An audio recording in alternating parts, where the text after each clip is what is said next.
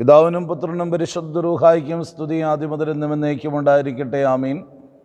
കർത്താവിൽ ഏറ്റവും സ്നേഹമുള്ളവരെ, മനോഹരമായ സുബോറോ വോയിസിൻ്റെ എപ്പിസോഡിലേക്ക് ഏവരെയും ഹൃദയപൂർവ്വം സ്വാഗതം ചെയ്യുന്നു. ദൈവത്തിൻ്റെ അളവറ്റ കരുണയാൽ നമുക്ക് ഒരു പ്രാവശ്യം കൂടെ വചനത്തോട് ചേർന്നായിരിക്കാൻ ദൈവം കൃപയാക്കുന്ന വിധങ്ങൾക്കായി സ്തോത്രം. റോമാലേഖനം 12-ാം അധ്യായം 2-ാം വാക്യത്തിൽ നിന്ന് മനസ്സ് പുതുക്കി രൂപാന്തരപ്പെടുവാൻ ദൈവമക്കൾ അനുവർത്തിക്കേണ്ട ചില കാര്യങ്ങളെക്കുറിച്ച് നാം ചിന്തിച്ചു കൊണ്ടിരിക്കുകയും ശുദ്ധിയുള്ള യോഹന്നാൻ്റെ സുവിശേഷം 13-ാം അധ്യായം 35-ാമത്തെ വാക്യം നാം പഠിക്കുമ്പോൾ, നിങ്ങൾക്ക് തമ്മിൽ സ്നേഹമുണ്ടെങ്കിൽ നിങ്ങൾ എൻ്റെ ശിഷ്യന്മാരെന്ന് എല്ലാവരും അറിയും എന്ന് തിരുവചനം പഠിപ്പിക്കുന്നു.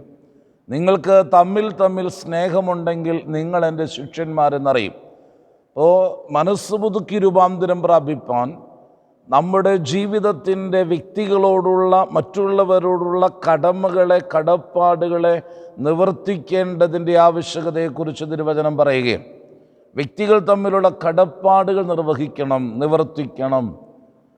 നമ്മുടെ കർത്താവ് നമ്മുടെ പ്രാർത്ഥന പഠിപ്പിച്ചപ്പോഴും നമ്മളോട് പറഞ്ഞതങ്ങനെ, ഞങ്ങളുടെ കടങ്ങളും പാപങ്ങളും ഞങ്ങളോട് ക്ഷമിക്കണം.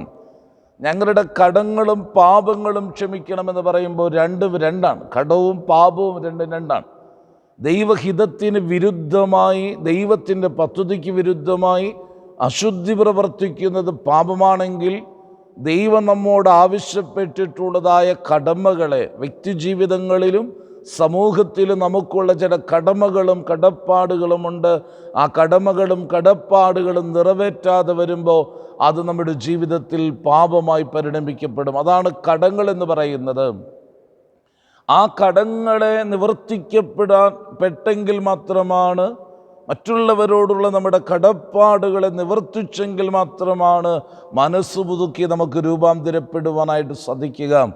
എഫേസ്യ ലേഖനത്തിൻ്റെ 5-6 അധ്യായങ്ങൾ പരിശോധിക്കപ്പെടുമ്പോൾ വ്യക്തിജീവിതങ്ങളിലുള്ള കടമകളെക്കുറിച്ച് വളരെ ശക്തമായി തന്നെ പരിശുദ്ധനായ പൗലോസ് പഠിപ്പിച്ചിട്ടുണ്ട്. എഫേസ്യ ലേഖനം 5-ാം അധ്യായം അതിൻ്റെ 1 മുതൽ 14 വരെയുള്ള വാക്യങ്ങളിൽ മക്കൾക്ക് അപ്പനോട്, അപ്പന് മക്കളോടുള്ള കടപ്പാടുകളെ കുറിച്ച് പറയുന്നുണ്ട്. 5-ാം അധ്യായത്തിൻ്റെ 22 മുതൽ 28 വരെയുള്ള വേദഭാഗങ്ങൾ പഠിക്കുമ്പോൾ ഭാര്യ-ഭർതൃബന്ധത്തിലുള്ള കടമകളെക്കുറിച്ച്, കടപ്പാടുകളെക്കുറിച്ച് വളരെ ശക്തമായി തന്നെ പരിശുദ്ധനായ പൗലോസ് പറയുകയും, ഭാര്യമാരെ നമ്മുടെ കർത്താവിനെന്ന വണ്ണം നിങ്ങളുടെ ഭർത്താക്കന്മാർക്ക് കീഴ്പ്പെട്ടിരിക്കണം.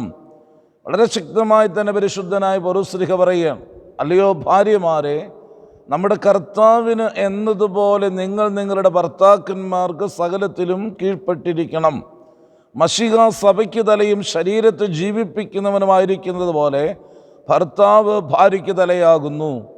സഭ മശിഹായ്ക്ക് കീഴ്പ്പെട്ടിരിക്കുന്ന പോലെ ഭാര്യമാർ അവരവരുടെ ഭർത്താക്കന്മാർക്ക് സകലത്തിലും കീഴടങ്ങിയിരിക്കണം. ഭർത്താക്കന്മാരെ മശിഹായും സഭയെ സ്നേഹിച്ചതുപോലെ തന്നെ നിങ്ങൾ നിങ്ങളുടെ ഭാര്യമാരെ സ്നേഹിക്കണം. വളരെ മർമ്മപ്രധാനമായ ഒരു കാര്യമാണ് അവിടെ ദൈവത്തിൻ്റെ വചനം നമ്മെ പഠിപ്പിക്കുന്നത്. ഇന്ന് കുടുംബ ബന്ധങ്ങൾ ശിഥിലമാകുന്നൊരു കാലഘട്ടമാണ്. ഭാര്യ-ഭർതൃ ബന്ധങ്ങളിൽ വിള്ളൽ വീഴുന്നൊരു കാലഘട്ടമാണ്. എന്തുകൊണ്ടാണ് കുടുംബ ബന്ധങ്ങൾ ശിഥിലമായിത്തീരുന്നത്, ഭാര്യ-ഭർതൃ ബന്ധങ്ങൾ ഇങ്ങനെ അകന്നു പോകുന്നത് എന്ന് ചോദിച്ചാൽ, ദൈവവചനം പറയുന്നതായ കടമകളെ നിറവേറ്റാൻ കഴിയുന്നില്ല എന്നുള്ളതാണ്.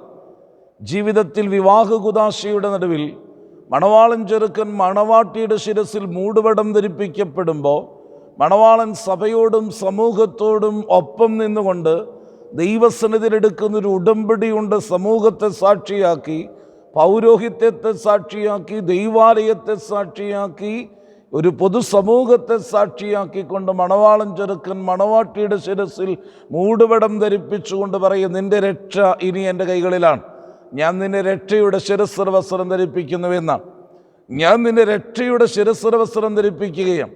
ഇന്നലെ വരെ നീ ജനിച്ചു വളർന്നതും നീ ആയിരുന്നതുമായ ജീവിത സാഹചര്യങ്ങളിൽ നിന്ന്, നിന്നെ നീയാക്കിയ സാഹചര്യങ്ങളിൽ നിന്നൊക്കെ മാറി ഇന്ന് നീ എൻ്റെ കൂടെ ചേരുമ്പോൾ, എൻ്റെ മണവറയിലേക്ക് നീ പ്രവേശിക്കപ്പെടുമ്പോൾ, ഇനി നിൻ്റെ കണ്ണ് നനയാതെ സൂക്ഷിക്കേണ്ടതും നിന്നെ കരുതേണ്ടതും നിൻ്റെ സംരക്ഷണം ഏറ്റെടുക്കേണ്ടതും എൻ്റെ ഉത്തരവാദിത്വമാണെന്ന് വെളിപ്പെടുത്തിക്കൊണ്ട് ഞാൻ നിന്നെ സംരക്ഷിക്കാം, രക്ഷിക്കാമെന്ന് വാക്ക് പറയുന്ന ഭർത്താവ്. അതാണ് നമ്മുടെ കടമകളെന്ന് പറയുന്നത്.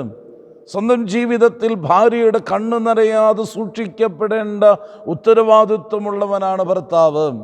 എന്നാൽ അതോടൊപ്പം തന്നെ തൻ്റെ ജീവിതത്തിൻ്റെ സംരക്ഷണം തൻ്റെ പ്രിയപ്പെട്ടവൻ ഏറ്റെടുത്തു കഴിയുമ്പോൾ മണവാട്ടി പിന്നീട് ദേവാലയത്തിൽ നിൽക്കുന്നത് മുഖം മറച്ചുകൊണ്ടാണ്. മുഖം മൂടി നിൽക്കുന്ന മണവാട്ടി സമൂഹത്തോടും സഭയോടും സാക്ഷി നിർത്തി പറയുക, ഇനി എൻ്റെ ജീവിതം എൻ്റെ പ്രിയപ്പെട്ടവന് മാത്രമുള്ളതാണ്. എൻ്റെ സൗന്ദര്യം, എൻ്റെ ജീവിതം മുഴുവനായി എൻ്റെ പ്രിയപ്പെട്ടവന് മാത്രമുള്ളതാണ്. സകലത്തിലും ഭർത്താക്കന്മാർക്ക് കീഴടങ്ങിയിരിക്കണം എന്ന് ദൈവത്തിൻ്റെ വചനം ഓർമ്മപ്പെടുത്തുകയാണ്. കീഴടക്കം എന്ന് പറയുന്നത് ഒരു അടിച്ചമർത്തലിൻ്റെ അനുഭവമാണെന്ന് ആരും ചിന്തിക്കേണ്ട. അതൊരു അടിച്ചമർത്തപ്പെടുന്ന അനുഭവങ്ങളല്ല.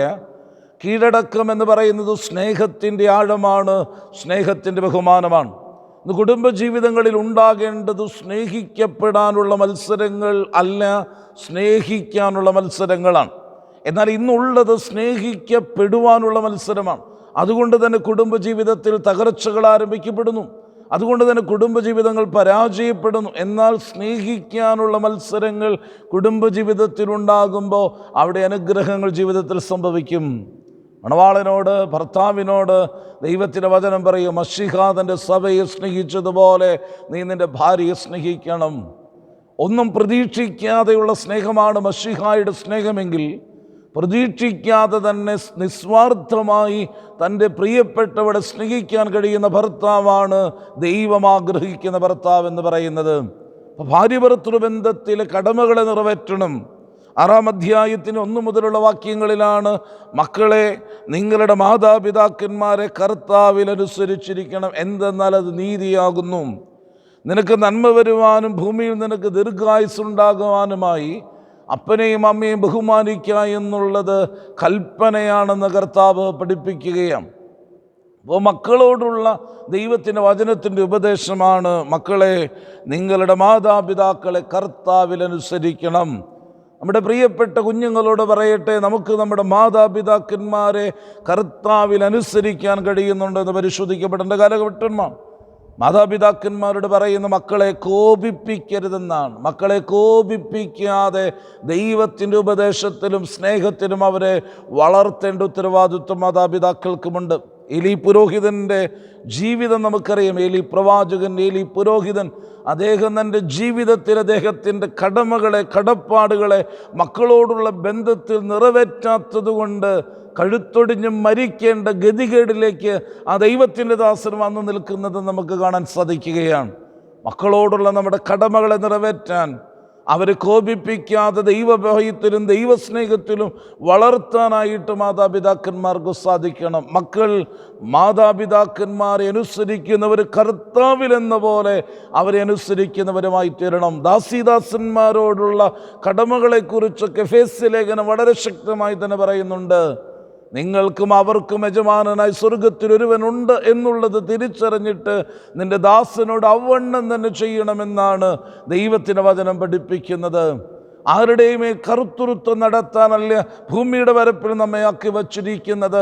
കാരണം ഞാൻ ഒരുത്തനുമേൽ കറുത്തുരുത്തം നടത്തുമ്പോൾ എൻ്റെ തലയ്ക്ക് മുകളിൽ കറുത്തുരുത്തം നടത്തുന്നൊരു ദൈവമുണ്ടെന്ന് തിരിച്ചറിയാൻ എനിക്ക് സാധ്യമായി തീരണം.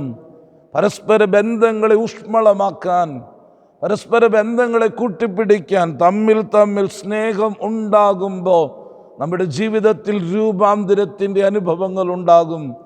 സ്നേഹവാനായ ഞങ്ങളുടെ നല്ല ദൈവമേ, സ്വർഗീയ പിതാവേ, മനോഹരമായ നല്ല ദിവസത്തിന്, നല്ല സമയത്തിനായി സ്തോത്രം. അവിടുന്ന് ഞങ്ങൾക്ക് നൽകുന്ന വചനത്തിനും കൂട്ടായ്മയ്ക്കുമായി സ്തോത്രം. അവിടുത്തെ മാറോട് ചേർന്നിരിപ്പാൻ, അവിടുത്തെ വചനത്തെ ധ്യാനിക്കാൻ ഞങ്ങൾക്ക് തന്ന കൃപയ്ക്കായി സ്തോത്രം.